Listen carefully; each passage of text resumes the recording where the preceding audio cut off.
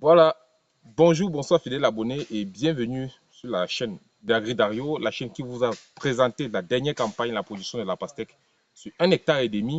Aujourd'hui, je vous reviens avec un nouveau projet, un projet que j'ai pensé et j'ai pris pratiquement 2 mois pour l'incuber.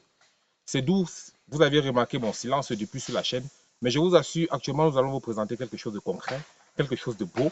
Vous vous demandez déjà, vous vous questionnez déjà sur l'environnement qui est là. C'est justement la raison pour laquelle je vais vous présenter une nouvelle vidéo ou un nouveau challenge, un nouveau défi. Alors, nous sommes dans la région du centre, la localité bien précise de Miende. Miende qui est entre Ayos et Hawaï, où nous avons gagné un projet de près de 100 hectares. Nous allons commencer premièrement d'abord par 10 hectares que nous allons exploiter cette année. C'est un projet de production de pratiquement 75 tonnes d'avocatier greffé, de safoutier, de mangue, d'agrumes. En agrumes, je parle de mandarines, oranges, citron, et en association avec quelques cultures annuelles telles que le macabo, les bananes plantains et des lignans blancs. Donc, présentement, je vais vous présenter le projet dans sa globalité et nous allons visiter ensemble les activités qui sont déjà menées. Déjà, pour ce qui est du projet, c'est un projet qui a été confié par un promoteur qui est en France, le docteur Ondoa Richard. Vous avez pu remarquer déjà lors de l'une de mes publications sur ma page Facebook les étapes préalables qui ont précédé notre entretien avant cette phase de mise en œuvre du projet. C'était l'étape d'étude de terrain. Comme je vous ai toujours parlé, au début de chaque projet, il y a une étude préalable que le cabinet Agridario mène et conduit pour vous, pour afin vous dire quelle est la disponibilité de votre quai ou bien quelle est l'aptitude de la culture qui sera prédestinée à votre sol. Alors, après une étude qui a duré près de 2 mois avec rédaction du projet à l'appui, nous avons ainsi attaqué la phase pratique qui est ce qui constitue la deuxième phase de notre projet, la mise en œuvre. Qu'est-ce qui avait été fait préalablement? Préalablement, nous sommes entrés en contact avec le promoteur qui nous suit depuis plus d'une année sur la chaîne YouTube et qui s'est décidé cette fois que vraiment c'est le bon moment pour foncer avec Agridario. Nous avons fait nos preuves et du coup, il nous a fait confiance. Nous avons commencé par l'étude de terrain. Le promoteur nous a envoyer les fonds qu'il fallait pour venir prélever des échantillons, étudier l'environnement, bref, faire une étude socio-pédoclimatique de sa localité. Chose que nous avions faite, nous avions fait des prélèvements, nous avons envoyé dans nos laboratoires, les laboratoires analysés. 2 semaines plus tard, nous avons obtenu les résultats. Et pendant 2 semaines, nous nous sommes concentrés sur la rédaction de son projet. C'est un projet qui va tabler sur 10 années et avec un seuil de rentabilité à partir de la 7e, voire la 8e et la 9e année pour son projet. Alors, qu'est-ce que nous avons pu faire jusqu'ici? Le projet a été débattu, discuté et mis en accord avec les promoteurs. Nous, aujourd'hui, maintenant, nous sommes à la phase pratique. Le projet est déjà avalisé. Nous sommes à la phase pratique. Nous sommes en train de défricher présentement 10 hectares avec notre équipe constituée de 7 jeunes qui viennent de la localité de Koteng. Retrouvés toujours dans ce projet au niveau du centre. Ces jeunes sont en train de faire maintenant ce qu'on appelle le sous-bois. Vous pourrez déjà entendre derrière moi les coups de machette. Nous allons partir visiter maintenant qu'est-ce qui est en train d'être fait et comment est-ce qu'ils sont en train de travailler. Vous avez vu, c'est une forêt primaire. En termes de forêt primaire, nous avons la répartition des arbres. Nous avons des arbres, nous avons des arbrisseaux, nous avons des sous-arbrisseaux et la petite végétation. Ça, ce sont les caractéristiques d'une forêt primaire. Avec un seuil de matière organique très, très, très important. Je vous rappelle déjà qu'au début, le promoteur nous contactait pour produire la pastèque. Il avait dit qu'il voulait qu'on lui produise la pastèque. Ce qui était une motivation pour lui, pour nous contacter. Mais après avoir observé, après avoir mené cette étude, nous avons remarqué que ce terrain présente d'autres aptitudes. Les premières aptitudes qu'il avait prises en compte et qu'il avait mis en valeur, c'était avec une autre société qui, en 6 mois, n'a pas pu atteindre les objectifs du promoteur, qui lui a proposé plutôt une autre fiche. Bref, ils avaient téléchargé notre projet dans leur tête, qui ne concordait pas avec ce que le promoteur avait voulu, quoi. Donc, présentement, Agridario est chargé de mettre les idées du promoteur en œuvre. Et pour cela, nous sommes en train de prendre déjà la phase qu'il faut. Le promoteur est déjà une fois de plus motivé et très d'accord parce que les choses se passent déjà comme prévu, quoi. Autrefois, il avait donné de l'argent pour qu'on lui fasse 6 hectares. À sa grande surprise, c'était 1,5 hectare seulement qui avait été fait. Aujourd'hui, on lui a pris l'argent pour 10 hectares et actuellement, nous sommes déjà à 8 hectares. Donc, bientôt, les 10 hectares vont sortir. Ça, c'est sur son regard. Nous pouvons déjà remarquer comment est-ce que la forêt est en train d'être abattue. Nous sommes là présentement. Nous sommes présentement, comme je vous ai dit, au sous-bois. Le sous-bois consiste à détruire d'abord la petite végétation qui sera là pour que les fuyeurs, pour que ceux qui vont venir faire l'entretien puissent circuler comme actuellement nous sommes en train de circuler. ici, nous allons plus loin. Je vais vous montrer la parcelle qui n'a pas encore été découpée. Vous allez voir que c'est inaccessible.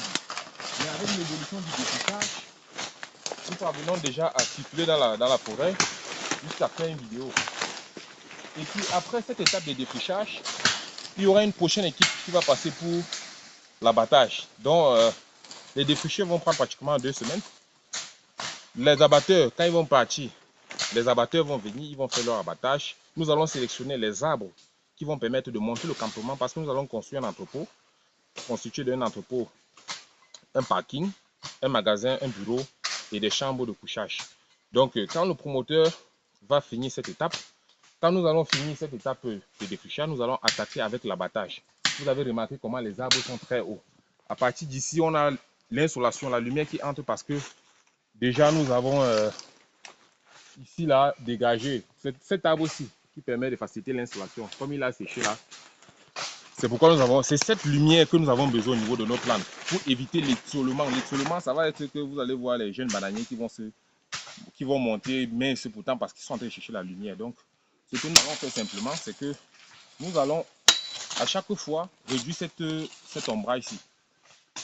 Nous allons sélectionner, laisser maximum 10 arbres par hectare pour pouvoir garder au moins sur l'humidité et la fraîcheur qu'il faut. Donc sur les 10 hectares, nous allons laisser pratiquement 100 arbres. Ça, c'est pour une manière écologique par rapport au carbone que ces arbres parviennent à produire. Donc, on entre dans une autre partie sombre.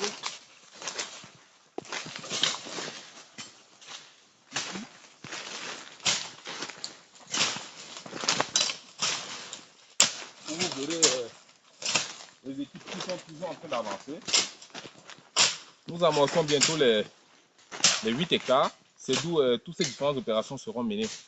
Donc l'idée ici, c'était de vous présenter la première phase de ce projet après pratiquement 2 mois d'incubation. C'est pour vous dire qu'avant de lancer un projet, pensez à le concevoir.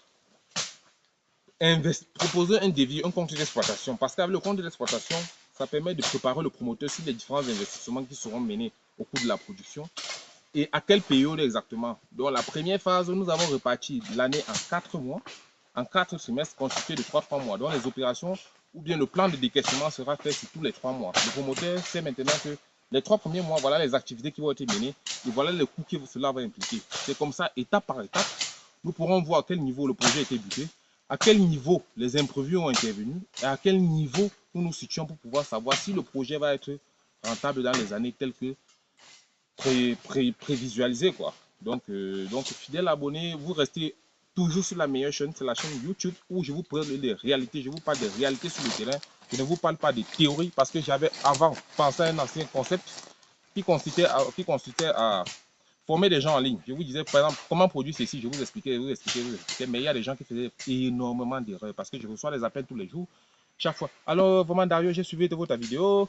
S'il te plaît, il y a un tel produit que tu n'as pas mentionné, mais déjà que je ne mentionne pas le nom des produits à utiliser ni les formulations d'engrais que j'utilise parce que cela varie en fonction des localités. Par exemple, nous sommes dans la localité de Miendé où le sol a présenté certaines aptitudes que les sols de la région de l'Ouest n'ont pas présentées ou la région du Sud. C'est pourquoi nous faisons des études préalables.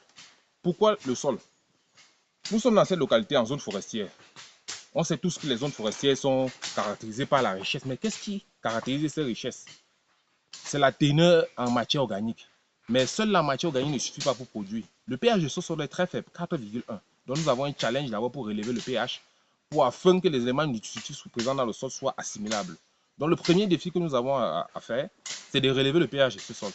Ensuite, comment est-ce qu'on pourrait faciliter la minéralisation? Est-ce que c'est un apport de matière organique? Si oui, la fiente, à quelle quantité? Là maintenant, c'est des études pédologiques qui vont impliquer cela. Là, c'est de la chimie du sol. C'est encore à notre cabinet de le faire. C'est que ce promoteur connaît déjà, il connaît la quantité d'azote, de phosphore, de potassium dont son sol dispose. Il connaît la quantité que nous allons apporter, sous quelle forme, sur quel type d'engrais, que ce soit les Yara, que ce soit Samsam, que ce soit toutes ces entreprises, quelle est la formulation même que nous avons utilisée. Donc, fidèle abonné, il est très important parce que tout le monde se met aujourd'hui et dit bon, je vais produire la pastèque, je vais produire ceci, je vais mettre les engrais. Il y a encore beaucoup qui se mettent dans l'idée que oui, Yara a dit que voilà la recommandation de Yara. Yara fait des recommandations en fonction des conditions neutres d'un sol. On vous dit par exemple les besoins de la pastèque sont de 100 kg d'azote, 20 kg de phosphore, 60 kg de potassium. Mais quand vous décidez d'aller lancer, s'il vous faut 250 kg d'urée, Bref, vous allez faire la formulation sur quelle base? Vous allez vous trouver en train d'enrichir certains films parce que vous achetez je ne sais pas comment on devait dire ça.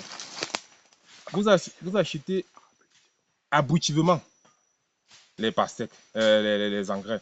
Du coup, ça ne profite pas à vous, quoi. Parce que Attends. Mais quand je parle là, il y a plusieurs idées qui viennent. Il y a pour deux promoteurs différents, deux projets qui n'ont rien à voir ensemble. Le premier promoteur à Bafoussam, il veut produire la pastèque.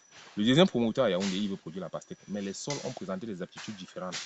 Pendant que l'autre va dépenser pratiquement 1,3 million, ce monsieur sera 2,3 millions. Est-ce que ça vaut le coup? Pourtant, à côté, il y a des cultures telles que le piment, telles que le poivron, telles que le melon, telles que le concombre, où son sol présente des aptitudes où il va dépenser pratiquement la même somme avec celui de, voilà, de Bafoussam. Mais ils vont venir tous viser le même marché. Celui de Bafoussam va encore payer le transport pour Yaoundé. Pourtant, celui de Yaoundé, sur le même terrain. Donc, tout ceci, c'est une parenthèse pour vous dire qu'au préalable, ne vous lancez pas aveuglement dans les projets. Sinon, vous serez toujours asphyxié. Vous allez vous rendre compte que vous tournez sur près de 40 hectares, mais vous n'avez même pas un hectare vital. Nous évoluons, nous avons prévu chaque 10 années, chaque une année, de mettre 10 hectares en place par rapport à la capacité d'investissement du financier. Ce n'est pas parce qu'il a dit à vous avez gagné au marché 100 hectares qu'on va mettre 100 hectares à terre. Ah là là là là. La gestion va être très difficile parce qu'il y a des arbres à la main d'œuvre. Il s'est fait escroquer près de 3 fois avant de nous contacter. Donc, on part étape par étape. Vous aurez l'occasion de rencontrer l'ingénieur qui est derrière ce projet, qui est destiné à Le Mans. Le vice-coordonnateur de ce projet, c'est Patrice Defac. Vous l'avez connu dans l'une des vidéos à l'époque où il parlait de la production de cacao en pépinière. Donc, je vais prendre le soin de vous présenter ses prestations, son audition sur l'évolution du projet dans une autre vidéo que vous allez mieux apprécier pour savoir maintenant comment est-ce que nos projets vont se passer. Alors, présentement, sur les 10 hectares, nous avons prévu faire 5 hectares de vergers, de bananiers, 5 hectares de bananiers plantés associés avec du cacao, à l'intérieur duquel nous allons mettre 250 arbres de safoutier. Nous avons prévu aussi faire près de 5 hectares d'avocatier greffé associé avec du macabo. Je vous donne toutes ces informations, mais vraiment pour la mise en œuvre, ça va être autre chose. Voilà le projet.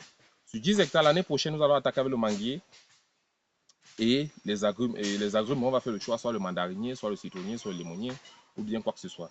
Donc voilà un peu, en gros, le nouveau projet dans lequel nous sommes. Et ne soyez pas surpris que l'année 2021 soit des successions de projets avec des promoteurs que nous avons travaillé pendant 2-3 mois sur nos comptes WhatsApp, ou bien sur nos comptes sur LinkedIn, ou bien sur Google. Donc, fidèle abonné, c'est toujours un gros plaisir, un immense plaisir pour moi de partager mon expérience de vous, avec vous. Et merci pour tous ceux qui renvoient de très bonnes auditions. Je vous assure, j'ai reçu de très bonnes nouvelles. À moi, et je devais stopper les vidéos à cause de la pression que j'ai sur le travail. Mais une motivation me vient quand les personnes qui nous observent, qui me regardent, passent leur temps à mettre un petit pouce like sur mes vidéos et me placer des commentaires pour nous dire, bon, voilà vraiment ce que vous faites est formidable. Vous êtes en RCA, vous nous suivez, vous êtes en Côte d'Ivoire, vous nous suivez, du Sénégal, du Mali, de la France. Mettez-nous un commentaire si vous aimez ce que nous faisons. Mettez un pouce j'aime pour dire à YouTube que oui, voici une chaîne qui vaut la peine. Voici une chaîne crédible. Voici une chaîne qui mérite d'être reconnue. Alors, fidèles abonnés, ciao, ciao. C'était avec Agui Dario dans la suite des projets.